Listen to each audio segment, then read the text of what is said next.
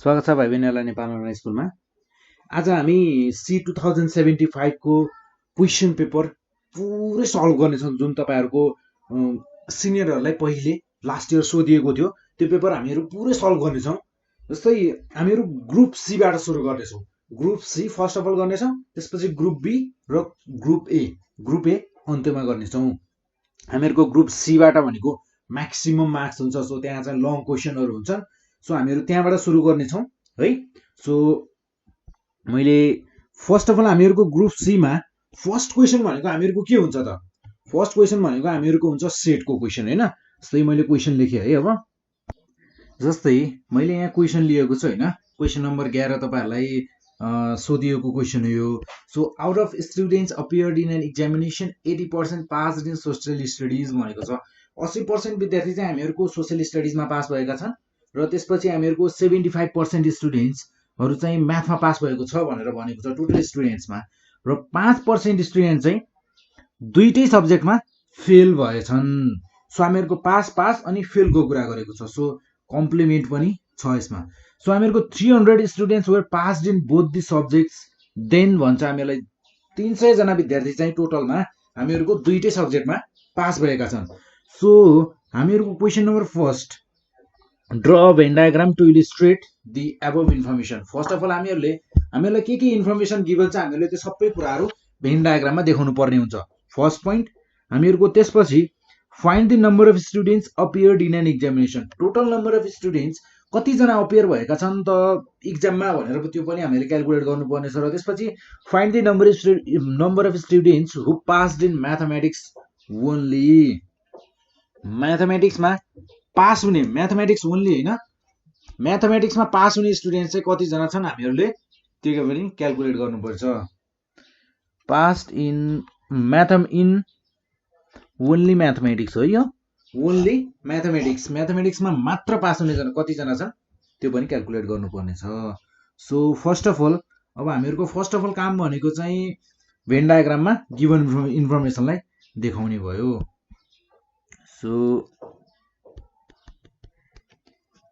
So यहाँ हामीहरु सुरु गर्छौं है। क्वेशनलाई कसरी सुरु गरौँ त भने, here let S and S social studies र एस एन्ड एम भने मैले ल S and M B the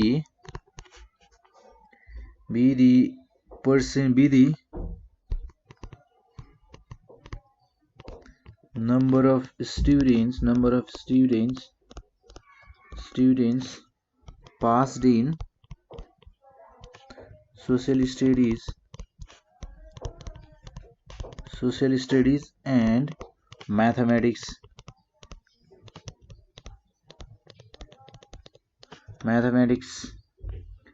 respectively भने मैले respectively. So then let x be the total number of students,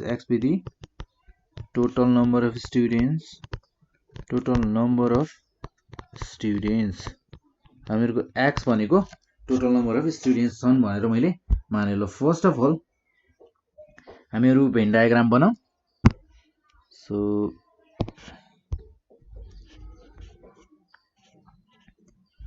मैले यहाँनिर नै बनाए ल, यहाँनिर बनाउँछु।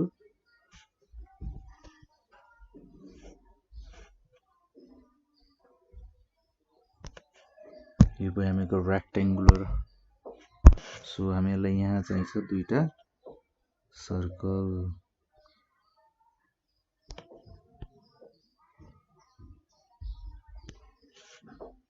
यो भयो हामीहरुको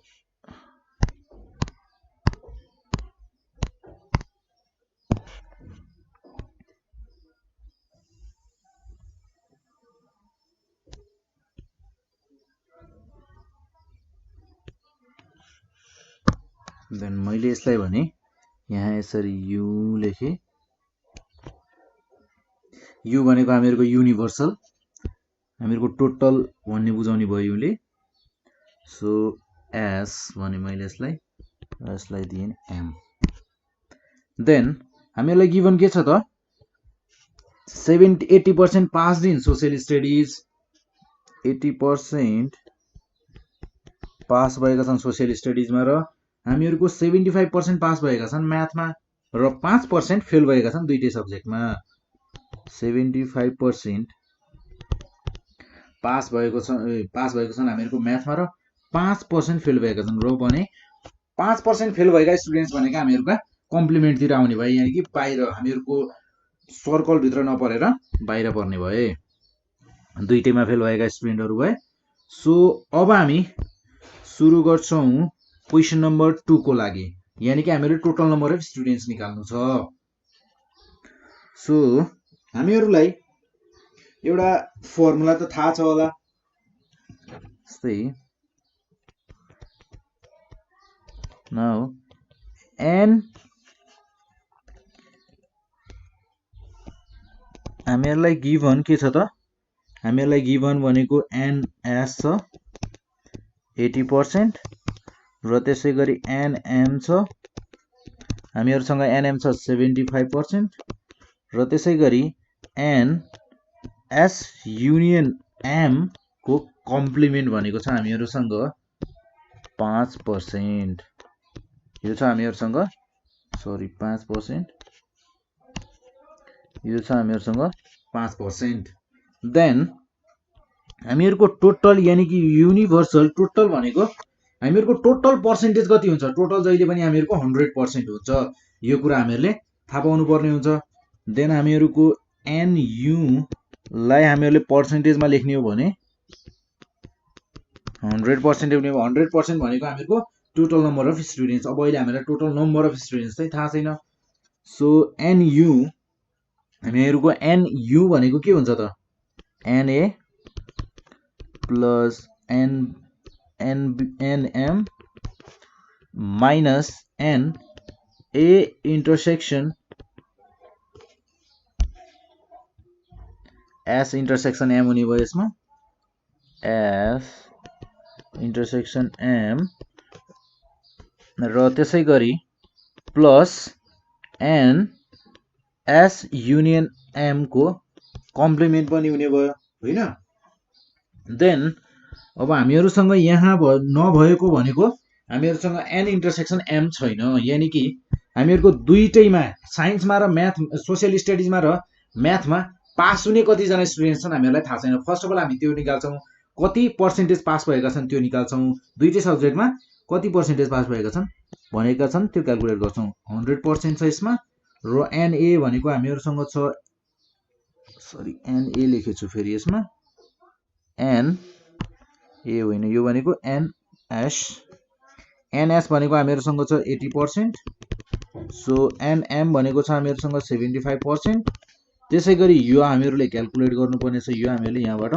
फाइन्ड गर्छौं देन यो छ हामीहरुसँग 5% सो और मैले n s इंटरसेक्शन m लाई लेफ्ट साइडमा ल्याए र राइट साइडमा मेरो टोटल हुने भयो 160% minus 100%. So therefore n as intersection m यानी कि हामीहरुको दुईटै सब्जेक्टमा पास हुने कति जना रहेछन् त 60% स्टुडेन्ट्स भनेका हामीहरुका दुईटै सब्जेक्टमा पास भएका छन् र अर्को कुरा here we have हामीहरुसँग के छ हामीहरुलाई क्वेशनले यहाँ एउटा कुरा दिएको थियो 300 students were passed in both the subjects भनेको थियो यानी कि हामीहरुको n as intersection m is equals to हामीहरुको 300 स्टुडेन्ट्स 300 हामीहरुलाई गिभन छ देन अब हामीहरु क्याल्कुलेट गर्छौं 60% भनेको कति रहेछ भने 60% भनेको कति रहेछ 300 स्टुडेन्ट्स रहेछन् देन हामीहरुको अब 60% जुन आएको छ 60% स्टुडेन्ट्स भनेको हामीहरुका दुईटै सब्जेक्टमा पास भएका स्टुडेन्ट्स भए इंटरसेक्सन छ सो अब हामीहरुको 60% भनेको सो 60% अफ कतिको हो त x जुन हामीहरुको टोटल नम्बर अफ स्टुडेन्ट्स छ त्यहाँबाट हामीहरुको 60% स्टुडेन्ट के भएका छन् त दुईटै सब्जेक्टमा पास भएका छन् र हामीहरूलाई दुईटै सब्जेक्टमा पास भएका स्टुडेन्ट्सको नम्बर दिएको छ 300।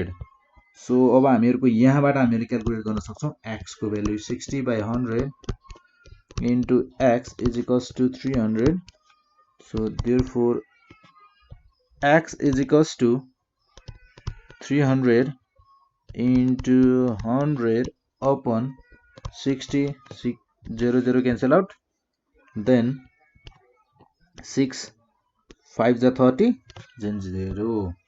सो हामीहरूको टोटल नम्बर अफ स्टुडेन्ट्स कति जना रहेछन् त 500 जना विद्यार्थी रहेछन्। 500 जनामा हामीहरूको 300 जना दुईटै सब्जेक्टमा पास भएका छन् र हामीहरूको टोटल हामीले के निकाल्नु पर्यो टोटल नम्बर अफ स्टुडेन्ट्स निकाल्नु पर्ने थियो। फर्स्ट पोइन्ट भयो, सेकेन्ड पोइन्ट भयो र हामीहरूको लास्ट पोइन्ट भनेको find the number of students who pass only in mathematics. अब हामीहरूको टोटल नम्बर अफ स्टुडेन्ट्स आइसकेपछि त हामीहरूले म्याथमा मात्र कतिजना पास भएका थिए त्यो पनि हामी इजिलीसँग क्याल्कुलेट गर्न सक्छौँ। जस्तै अब यहाँनिर कसरी क्याल्कुलेट गर्न सक्छौँ भने यसलाई हामीहरूको students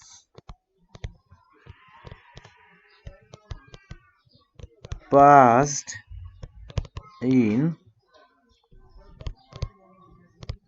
maths only is equals to हामीहरू लेख्न सक्छौँ 75% माइनस कति पर्सेन्ट हो इन्टरसेक्सनमा हामीहरूको कति पर्सेन्ट आएको छ 60%। सो हामीहरूको म्याथमा मात्र पास हुने भनेका 15% विद्यार्थी रहेछन्। म्याथमा मात्र पास हुने भनेका हामीहरूका 15% रहेछन्। सो अब 15% अफ के को त हामीहरूको टोटल नम्बर अफ स्टुडेन्ट्स भनेका कति छन् हामीहरूको टोटल नम्बर अफ स्टुडेन्ट्स भनेका 500। सो 15%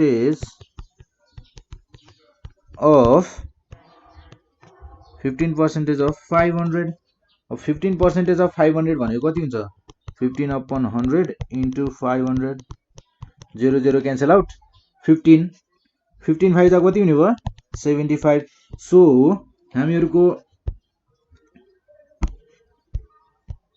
अब हामीहरू लास्टमा लेख्न सक्छौँ हामीहरूलाई के निकाल्न भनेको थियो टोटल नम्बर अफ स्टुडेन्ट्स र हामीहरूको students passed in only math भनेर र हामीहरूले लेख्न सक्छौँ लास्टमा के लेखिदिने भने therefore the required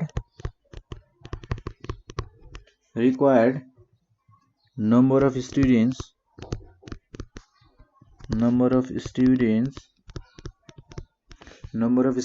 appeared in an examination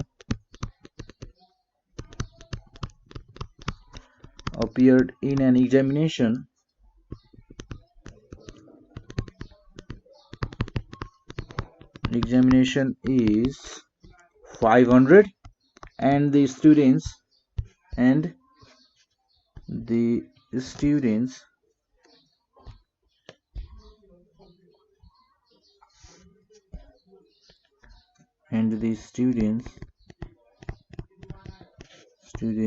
who passed only mathematics is 75। 75 जनाले म्याथमेटिक्स मात्र पास गरे र 500 जनाले के गरे त 500 जना हामीहरूका टोटल विद्यार्थी रहेछन् जसले एक्जाममा पार्टिसिपेट गरेका थिए। र यो भयो हामीहरूको क्वेशन नम्बर 11। तपाईहरुले क्वेशन नम्बर 11 यसरी गर्न सक्नुहुन्छ। मजाले पहिले कुरा गिभन कुराहरु के कुराहरु छ यसलाई लेख्ने र अझ यसलाई तपाईहरुले राम्रो बनाउन सक्नुहुन्छ। कसरी राम्रो बनाउन सक्नुहुन्छ भने तपाईहरुले टक्क पारेर यो जुन फिगर छ भेन डायग्राम छ यसलाई अलि यतापट्टि लेख्ने अनि हामीहरुको जुन यो गिभन कुराहरु छ